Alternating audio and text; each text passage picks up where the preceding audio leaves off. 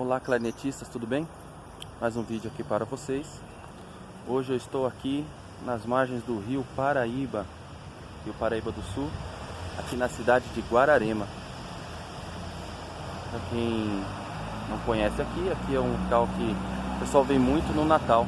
Inclusive tem uma ponte ali atrás, não sei se vocês conseguem ver. O pessoal ilumina ela no Natal, vem muita gente aqui, ilumina essas árvores todas. A cidade é muito conhecida por isso. Tá? Essa direção rio vai em direção a Jacareí. Para quem assistiu os filmes do Mazzaropi, esse é o rio que é usado na maioria dos filmes, lá na cidade de Taubaté, onde ele segue, até chegar no estado do Rio de Janeiro. E é um rio muito bonito, muito tranquilo. Aqui na cidade de Guararema, o somzinho do rio, não sei se vocês conseguem ouvir. Mas enfim, o assunto do vídeo aqui é sobre qual o melhor método para se estudar clarineta. Essa é uma pergunta que muitas pessoas me fazem. E a resposta, às vezes, até escrevo nas respostas algumas sugestões de método, mas a pessoa quer aquele método específico mesmo. E isso é muito difícil falar qual o melhor método, por quê? Eu costumo falar que metodologia, ela só funciona se ela for aplicada de uma forma muito pessoal do aluno. Então você tem que conhecer as dificuldades do aluno, saber quais os problemas que o aluno tem, para então aplicar uma metodologia. Eu tenho diversos alunos de clarinete e a maioria dos alunos eu trabalho coisas diferentes. Às vezes até os mesmos métodos, mas assuntos diferentes. Normalmente criança nem método eu uso. Eu costumo fazer as lições no caderno e ela vai passando aquelas lições no caderno, vai aprendendo de acordo com o desenvolvimento. Eu vou criando estudos de acordo com a dificuldade da criança. Percebo que às vezes alguns pais ficam até meio cismados, porque na igreja tem que ser tal método, tem que ser aquele método caso do programa mínimo. Só que às vezes aqueles métodos não vai funcionar para aquela criança naquele momento.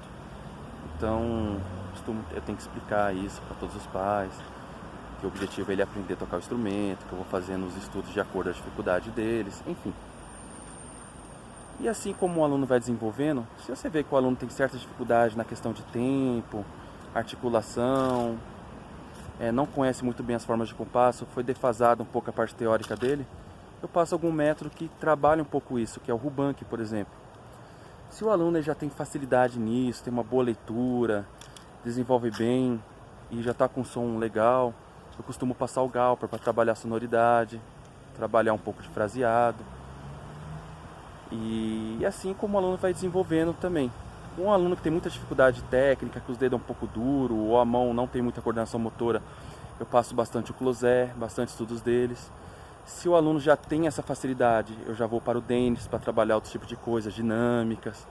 Então, às vezes é até os mesmos métodos que eu uso, normalmente tem aquela quantidade de métodos que eu uso, só que o assunto que eu vou abordar e a hora certa de abordar esses assuntos que é o grande segredo. Então, não é simplesmente falar qual o melhor método, qual o método que funciona. São diversos métodos que funcionam, mas o melhor de todos os métodos é ter um bom professor, tá ok? Então, quem estuda pode estudar o melhor método do mundo, vamos dizer que tivesse o melhor método, mas sem um professor fica difícil, porque o professor não vai acompanhar seu desenvolvimento, não vai saber que tipo de foco ele deve ter. Isso é muito importante para o aluno, ele saber qual foco que ele precisa ter. Ah, meu foco está nas escalas, está nos arpejos, está na parte técnica. Então ele precisa ter esse acompanhamento. Então o método por si só ele não vai resolver o problema dele.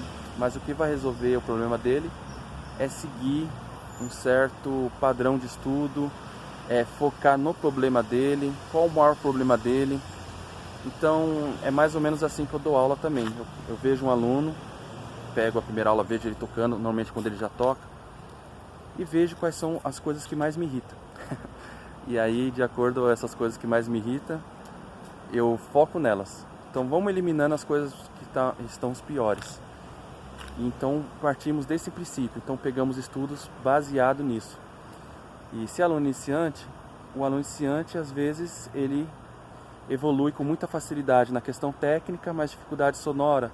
Outros conseguem tirar um som muito fácil no começo, mas tem muitos problemas técnicos. Então, o caminho que você vai seguir na metodologia é diferente de um para o outro. Então, a resposta sobre método criou um pouco mais de perguntas, né? Gerou até mais dúvidas.